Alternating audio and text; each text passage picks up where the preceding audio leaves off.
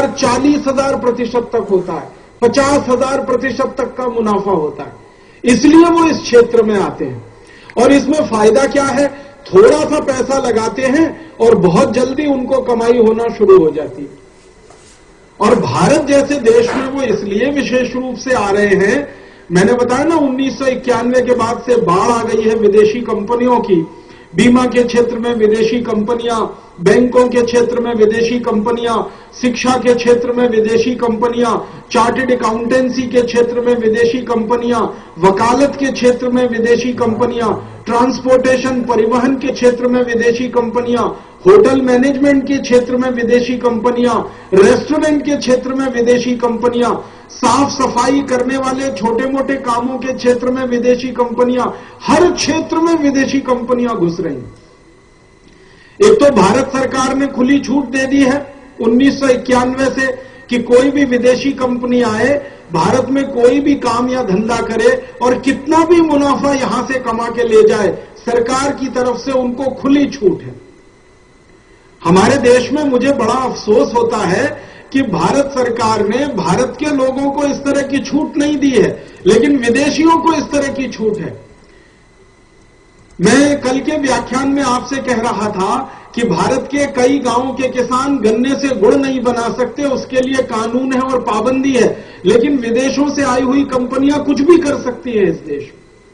हमारे देश के किसानों के ऊपर यह पाबंदी है कि वो अपनी कपास को अपने इलाके के बाहर ले जाकर बेच नहीं सकते, उसका कानून है। अगर मध्य प्रदेश का किसान कपास पैदा करता है तो वो मध्य प्रदेश में ही बेचेगा और उसके नजदीक के बाजार में बेचेगा। अगर वो उस कपास को लाकर दिल्ली में बेचने की कोशिश करे तो पुलिस पकड़कर जेल में बंद कर देती है, उसको लाठियों से पीटा जाता है उस किसान को।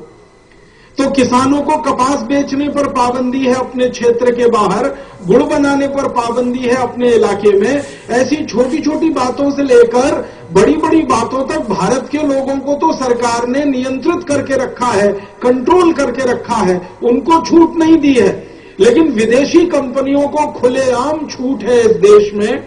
वो किसी भी व्यापार में घुसे, कोई भी धंधा करें, कितना भी मुनाफा कमाए, कितना भी भारत से बाहर ले जाए, कितनी भी चोरी करे, कितनी भी बेईमानी करे, उनके ऊपर कोई कार्यवाही नहीं होती और उनको कभी प्रश्न नहीं पूछा जाता। इस कारण से हो क्या रहा है, अंधाधुंध विदेशी कंपनियां घुसती चली जा रही हैं। मुझे कभी कभी ऐसा मन में घबराहट सी हो जाती है कि अभी थोड़े से उदारीकरण की और वैश्वीकरण की नीति सरकार ने चलाई और पिछले 15 वर्षों में 17 वर्षों में हजारों कंपनियां घुस आई। अगर इस नीति को हमने जल्दी से पलट नहीं दिया, इस नीति को उल्टा नहीं किया या इसको रोका नहीं या इस पर रुकावट नहीं की, तो थोड़े दिन में तो और विदेशी कंपनियां घुस जाएंगी।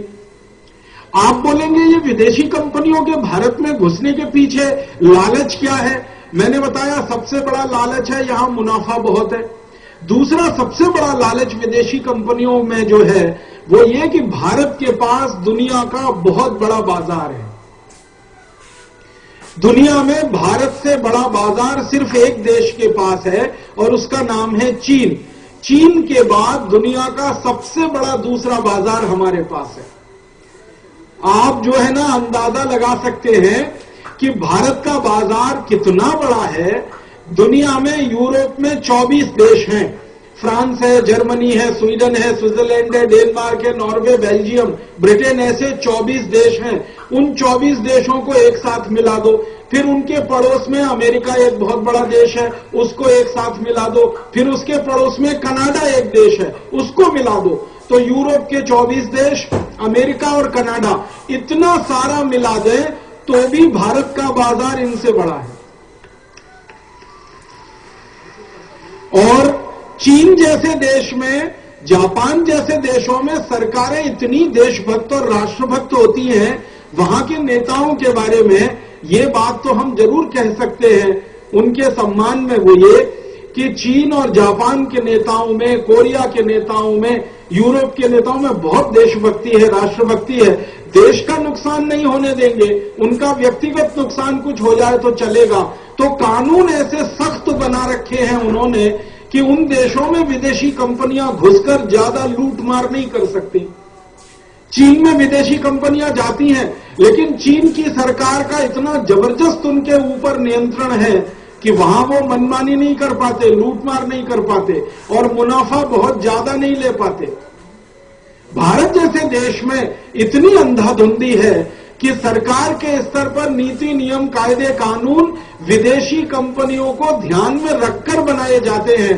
भारत के नागरिकों को ध्यान में रखकर कानून नहीं बनाए जाते, उन कंपनियों को फायदा पहुंचाने के लिए कानून बनाए जाते हैं। तो इस चक्कर में हमारे देश में सबसे ज्यादा विदेशी कंपनियां घुसती जा रही हैं और एक देश की अस्मिता को, हमारी संप्रभुता को, हमारी अखंडता को खतरा इन्होंने पैदा कर दिया। आप बोलेंगे ये कैसे हो रहा है?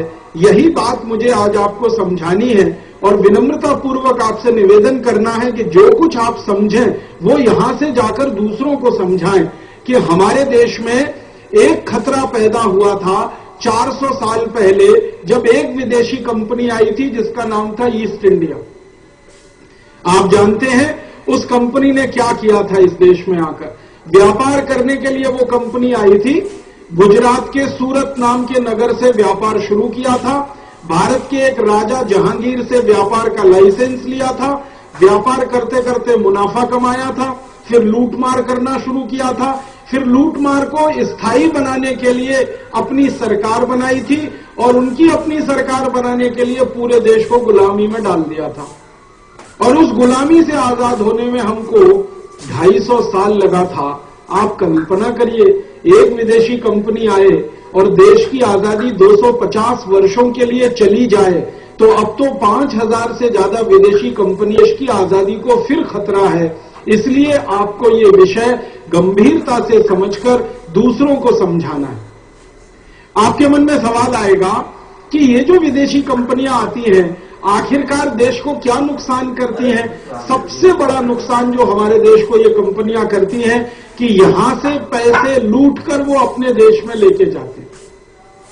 परम पूजनीय स्वामी जी थोड़ी देर पहले आपसे कह रहे थे ना कि वो पूंजी लेके आते हैं। पूंजी के मामले में उनका ये है कि वो $1 अगर भारत में लेके आते हैं और जिस साल उन्होंने $1 भारत में लगा दिया होता है व्यापार के लिए, उसी साल में $3 तो वो कमा के ले जाते हैं यहां से। मैंने अब तक जितनी विदेशी कंपनियों का अभ्यास किया है उनके दस्तावेजों के आधार पर उसमें से एक सामान्य निष्कर्ष जो निकला वो ये कि कोई कंपनी ने भारत में अगर ₹100 लगाए पूंजी के रूप में तो पहले ही साल में ₹300 कमाए। किसी कंपनी ने $1 लगाया भारत में पूंजी के रूप में तो पहले ही साल में $3 कमा लिया।